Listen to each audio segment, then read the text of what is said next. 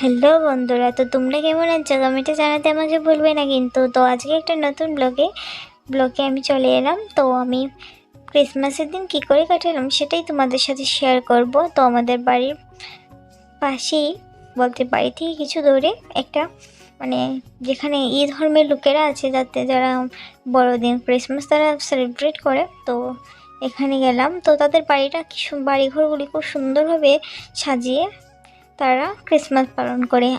আমরা বাঙালিদের তো 12 মাসে 13 পার্বণ, আমরা একটার পর একটা লেগেই আছে, কিন্তু তাদের তো ক্রিসমাসের দিনই তারা আনন্দ করে। তো তার বাড়িঘরগুলো কি সুন্দর করে সাজিয়ে রেখেছে, সেটা তো তোমরা দেখেছই। আর এটা হচ্ছে তাদের গির্জা। তো এখানে বাইবেল পড়া হয়, বা বয়স্ক লোকেরা বা সবাই পড়ে।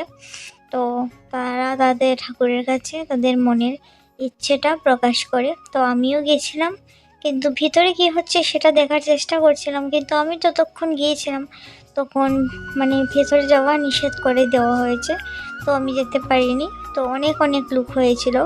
আজকে থেকে 2-3 বছর আগেও এত লোক হতো না এখানে, কিন্তু এখন সুন্দরভাবে করা হয় বলে অনেক মানুষই এখানে দেখতে যায়। তো আমিও গেছিলাম, আমি অনেক অনেক মজা করেছিলাম। তো এখানে গিয়ে বলতে তাদের মন্দির গির্জা, তো এখানে 4-5টা দেখেছিলাম, কিন্তু 4-5টার মধ্যে এটা পুরোপুরি বন্ধ, এখানে কেউ যায় না বা বাইবেল পড়াও হয় না। কেন হয় না তা জানি না। এটার পাশেই খাওয়া দাওয়ার একটা বন্দোবস্ত করা হয়েছে, বলতে আর একটু রাত হলে এখানে একটু আনন্দ করা হবে, খাওয়া দাওয়া হবে, অনুষ্ঠান আছে তাই। তারপর এখানে না ফটো ওঠার একটা সুন্দর জায়গা করে দিয়েছিল, বলতে একটা না অনেকগুলি। তো সবখানেই আমি কষ্ট করে চান্স নিয়ে 1-2টা ফটো উঠেছিলাম। তো এখানে একটা সুন্দর ফ্রেম বানানো হয়েছে, আর এখানে লগেই ক্রিসমাস ট্রি দিয়ে এই ফ্রেমটা ডেকোরেশন করা হয়েছে। তো অনেক মানুষই অনেকখানি ফটো উঠছে, তো আমি সবখানে একটা একটা ওঠার চেষ্টা করেছিলাম, আর আমি তাতে সফল হয়েছি। তো আজকের ব্লগটা কীরকম লাগলো নিশ্চয়ই জানিও। ভালো লাগলে একটা লাইক আর একটা সাবস্ক্রাইব করে দিও প্লিজ বন্ধুরা। তো তোমরা বাড়িতে বা অন্যখানে কীভাবে ক্রিসমাস সেলিব্রেশন করেছো সেটা আমাকে জানাতে ভুলবে না কিন্তু। আমি সান্তা দাদুর সাথে একটা সেলফি উঠেছিলাম।